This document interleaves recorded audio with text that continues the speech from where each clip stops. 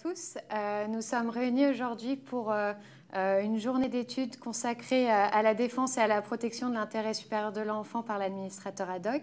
Et donc nous recevons aujourd'hui Madame Isabelle Corpa. Bonjour Isabelle, merci d'être là aujourd'hui. Si tout d'abord vous pouviez vous présenter.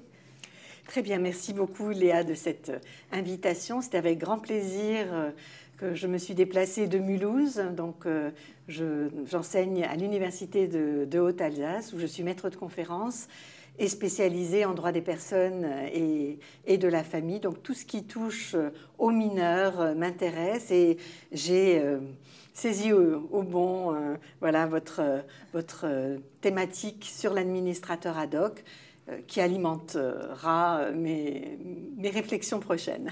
D'accord, merci. Quel est le mandat de l'administrateur ad hoc? Alors cet administrateur ad hoc, c'est un rouage essentiel pour la protection de l'enfant. En fait, normalement, tant qu'il est mineur, ses parents assurent sa représentation, mais parfois, ses parents sont défaillants, démissionnaires. Parfois, il y a des conflits d'intérêts. Donc, l'idée, c'était de trouver un tiers qui puisse porter les intérêts de l'enfant, satisfaire aux intérêts de l'enfant, puis surtout le représenter. Donc, il a effectivement une mission de représentation. D'accord. Qu'est-ce que la relation entre l'administrateur et les parents a de particulier, du coup? Eh bien, c'est toute la difficulté de cette matière, c'est que les parents sont normalement ceux qui représentent les intérêts de l'enfant. Donc là, il faut qu'il soit dépossédé de quelque chose. Donc il va falloir effectivement introduire un tiers, un intrus en quelque sorte dans cette relation. Parfois, c'est les parents qui sont demandeurs, ou d'autres fois, on leur explique l'intérêt et ils adhèrent au dispositif. D'autres fois, c'est plus délicat parce que les parents peuvent aussi se sentir véritablement dépossédés. Donc c'est vrai que ce n'est pas forcément un administrateur qu'ils ont choisi. Et effectivement, ils n'ont pas forcément au départ dans l'idée d'être privés, d'être évincés, de devoir composer avec un tiers, de ne pas pouvoir assurer toutes les missions qui les intéressent. Alors néanmoins, il faut aussi bien comprendre que l'administrateur ad hoc, il a une mission qui va lui être déterminée par le juge. Tout ce qui ne rentrera pas dans cette mission, c'est toujours encore le parent qui l'assure. Et notamment, tout ce qui est autorité parentale, ça reste aux parents. Donc, la difficulté, c'est ça, c'est la conciliation, que chacun comprenne bien les limites de son intervention. D'accord, très bien.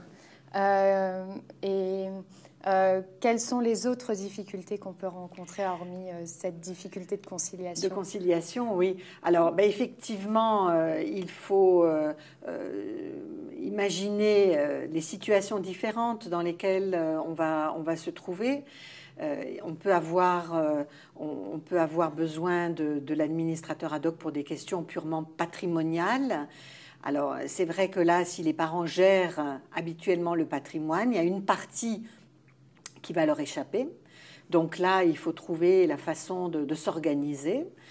Peut-être effectivement, je ne sais pas si par exemple le juge décide de nommer un administrateur ad hoc dans le cadre d'une succession, ça sera pour accepter une succession pure et simple, accepter donc que l'enfant récupère des biens, mais est-ce que le juge va aussi donner une mission à l'administrateur ad hoc pour gérer, ensuite placer les fonds, le suivi de cet héritage. Donc tout ça, on ne le sait pas d'avance. C'est vraiment délicat parce qu'il faut que le juge ait anticipé, que le juge ait bien délimité la mission. Ça, pour moi, ça c'est vraiment une difficulté très, très grande. Et puis dans le domaine du pénal, parce que évidemment un administrateur ad hoc, on va en avoir besoin quand il y a un enfant victime de maltraitance, victime de violence conjugale, etc. Donc c'est une difficulté qui s'ajoute a une difficulté familiale. Hein. On est en plein dysfonctionnement. Et là, il y a en plus un tiers avec lequel il va falloir composer. Donc je pense que c'est tout ce système qui va être difficile, mais en même temps, heureusement que cet administrateur ad hoc existe, heureusement que quelqu'un va s'occuper de porter l'intérêt de l'enfant parce que ses parents sont en conflit avec lui. D'accord. Peut-il être nécessaire de mettre en balance l'intérêt de l'enfant et celui de la famille? Alors c'est une question tout à fait intéressante parce que ce sont les deux grands domaines qui sont très flous dans le droit des personnes et de la famille. On ne sait pas trop ce que recouvre l'intérêt de la famille, on ne sait pas trop ce que recouvre l'intérêt de l'enfant. Mais il est certain que là, nous avons une institution qui est en faveur de l'enfant. Donc il s'agit de ne pas porter le droit des parents, mais de porter le droit de l'enfant. L'enfant, c'est un sujet de droit, on a mis longtemps à le reconnaître. La Convention internationale des droits de l'enfant a bien effectivement explicité tout ça. L'enfant est un sujet de droit, il a des droits qui sont différents de ses parents, de ceux de ses parents. Il peut opposer ses droits à ses parents.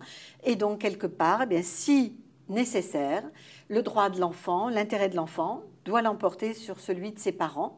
C'est bien pour ça qu'on a besoin d'un intermédiaire. C'est bien pour ça qu'en l'espèce, l'administrateur ad hoc est tout à fait pertinent et qu'il faut encourager le législateur dans ce sens. Moi, je pense que ce qui manque aujourd'hui dans ce domaine, c'est peut-être un cadre juridique. Le statut de l'administrateur ad hoc n'est pas parfait, il est perfectible et peut-être aussi le travail qui est demandé à l'administrateur ad hoc nécessite des compétences qu'il faudrait vérifier.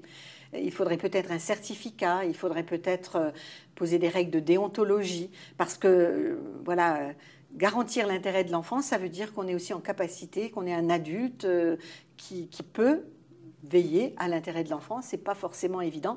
Les parents n'y arrivent pas, alors un tiers, voilà, c'est pas non plus évident.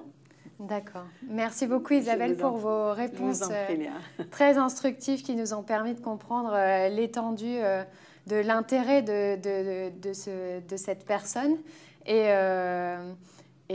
merci à tous de nous avoir écoutés.